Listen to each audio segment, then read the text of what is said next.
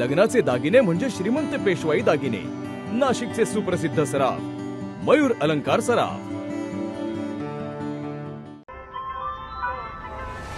ताज्या बातम्यांसाठी नाशिक न्यूजच्या YouTube चॅनलला सबस्क्राईब करा आणि बेल आयकॉनला प्रेस करा। नाशिकच्या पंचवटी परिसरातील गजबजलेल्या फुल बाजारामध्ये काल एक धक्कादायक प्रकार समोर आलाय। फुल विक्रेत्यांकडून बळजबरीने पैसे उकळत असल्याचा आरोप असलेल्या एका नकली किन्नरामुळे परिसरात गोंधळ उडालाय।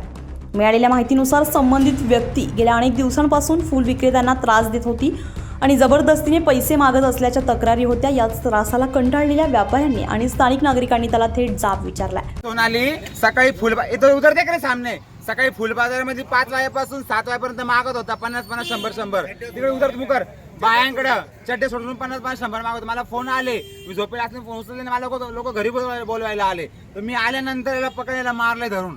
आता उद्या उठून नाशिकमध्ये कुठेही फिरल तर प्रत्येक बाजारपेठेवाल्यांनी सावधान राहणं। आल्यानंतर असे भैरूपी उभाच करू नका, डायरेक्ट पोलीस स्टेशनला फोन करा।